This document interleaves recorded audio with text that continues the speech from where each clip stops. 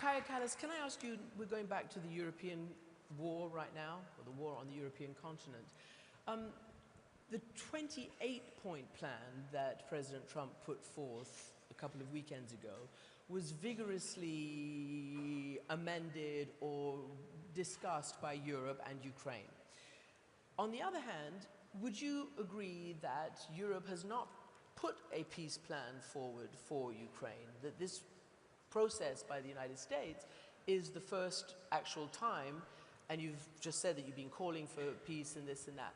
That's one question, but it's related to leverage. Military commanders tell me that in times of war, either superior military might will end a war, which it hasn't here, or actually, you know, even between Israel and Palestine, or the parties have to come to some kind of, be forced to the table. There has to be enough pain on whichever one, both, to come to the table. Give me your responses.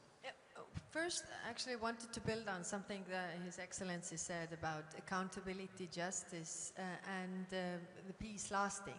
Because one is to achieve a peace deal, and the other thing is that this peace is sustainable, which requires the whole of society approach, really, that, you know, people also accept this. I mean, wars always bring human suffering, and how can we go from this place that what happened would never happen again, and that is bringing a sustainable peace. Now, coming to your question, in Ukraine war, there are no both parties because there is one aggressor and one victim. And that's why, you know, if we want to have a sustainable peace, a long-lasting peace, we should make sure that the concessions are on the aggressor's side, that the aggression does not pay off, it's not rewarded. If we look at the last 100 years, Russia has attacked 19 countries, some as many as 3 or 4 times. None of these countries has ever attacked Russia. So putting limitations and stress on Ukraine actually does not bring us long-lasting peace. Okay, we give security guarantees to Ukraine, it will end there, but it will start somewhere else, because the problem is the Russian military. Their army is extremely large, their military budget is enormous, and they will want to use it again. If not on Ukraine, then somewhere else.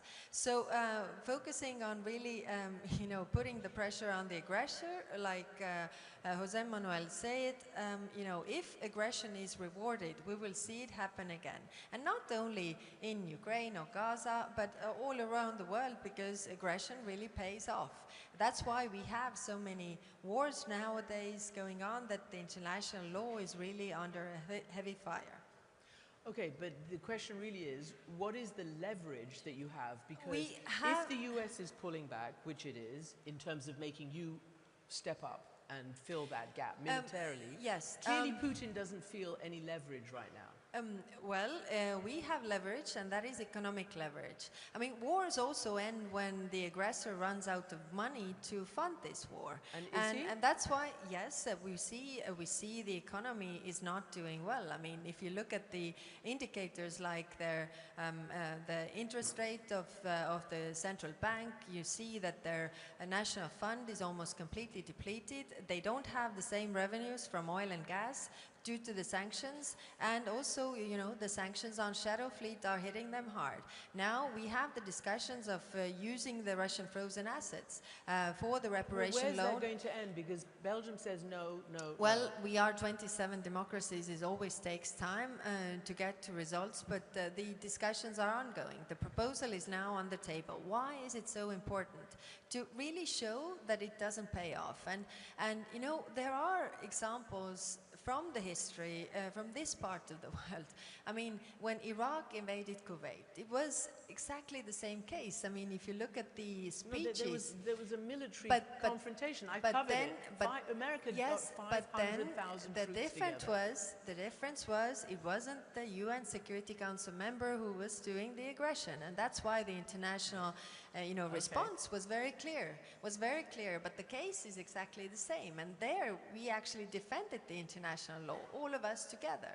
So my point being that wars end when aggressors run out of money. By the way, Russia ended the war in Afghanistan when they ran out of money to finance this war. So they want us to believe that, they're doing fine, nothing to see here, we can outlast you.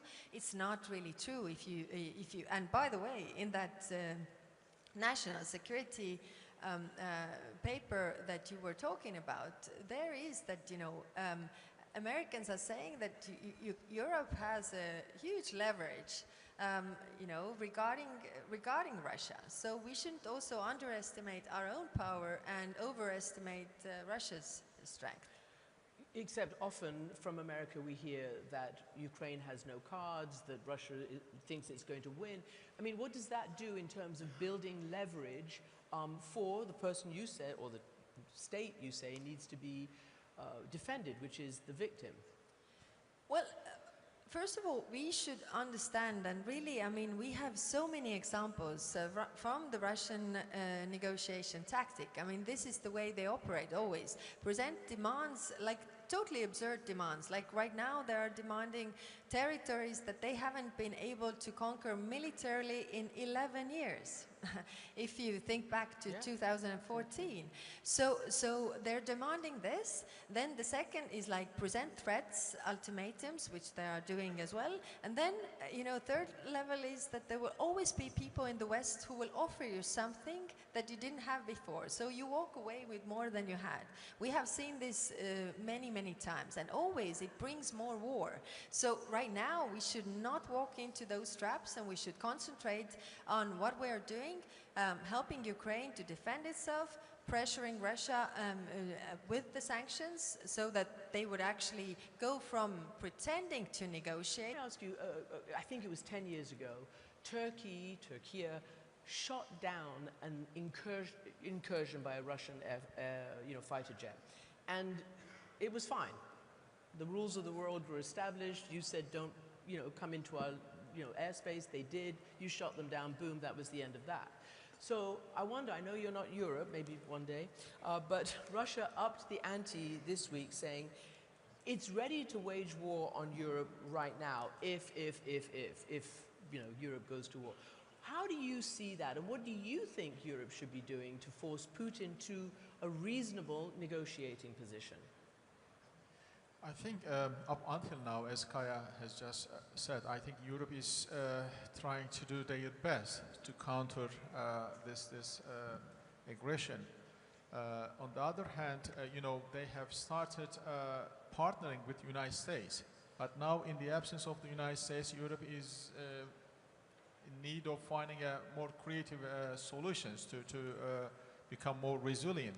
But I think the only viable way to go and finish this war is to engage faithfully and forcefully in peace talks.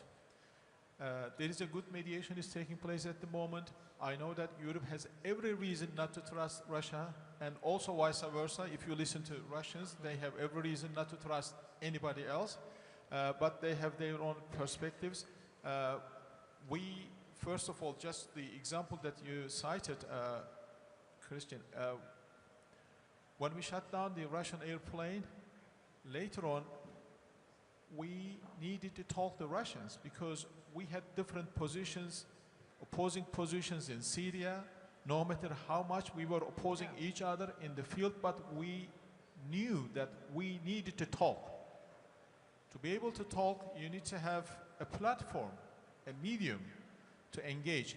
And this has been what I've been advising for my Ukrainian and European friends right from the beginning, and beforehand the American friends during the Biden administration. Fighting an adversary doesn't mean that you cannot talk. You cannot talk. I think there is a huge opportunity in engaging talks. And it may not immediately stop the war, it may not immediately stop the suffrage, but certainly it helps, and it creates extra opportunities and chances for the warring parties and interested parties around the case. So that's why we really emphasize the importance of the talks right from the beginning. But I also agree with Kaja and Jose Manuel that they have every reason to be successful. And so I just hope that the American mediation that is taking place now can succeed. And we are trying to do our best to help them. Okay. And final word to you, Foreign Minister. Again, this is about mediation in a fragmented world and leverage that allows mediation to actually have some success. The Trump diplomacy is somewhat different than previous diplomacy, using a lot of business and investment and that kind of structure around it. So this is what the Wall Street Journal says. The picture that emerges is a remarkable story of business leaders working outside the traditional lines of diplomacy to cement a peace agreement with business deals. Now, whether that's Russia, Ukraine, or whether it's Israel, Palestine, I want to know what you think, sitting in this part of the world, as business being the underlying motivator for A, negotiations, and B, sweeteners for the parties. Well, I think, if whenever we embark in any mediation efforts, we need to look at the destination that we are going to. In order to create a condition for a peace and coexistence, you need to show them the prosperity, you need to show them what can be built if you are building on your common interest. And trying to widen the foundation of the common interest between the parties is a key a key factor in order to achieve a successful mediation. Using the economic instruments in diplomacy is a very important thing, because basically when you have a lot at stake that you will lose if you will embark into any conflict with your neighbor or from within, then you will think about it twice. And I think that this is a very intelligent way in order to structure mediation around interests, around common interests between the countries, between the parties of the conflicts, and supporting it by mediators, by other international actors. I believe this is our modern world today. Every country in need for economic support, economic prosperity. And I believe, putting our efforts together in order to achieve peace from that angle is a very important instrument. One last question to the European at the table, lots of, but just usually it's values, it's international law. What do you think of this new kind of diplomacy and war? We are in a crucial moment right now in what we call in diplomacy world order. There is a change. So anyone or anything that can help to bring peace, mediation for instance, what Qatar does, it's amazing and we really commend it. It will always be welcome. We need traditional diplomacy, but if there are other ways that can bring people together, help each other to understand better, welcome. Okay. But we must make sure that we are always talking about peace that are lasting, that are just, that are for the good cause. Okay. 30 seconds. Yes, I would still stress one thing, which is the long-term peace and the whole of society approach, because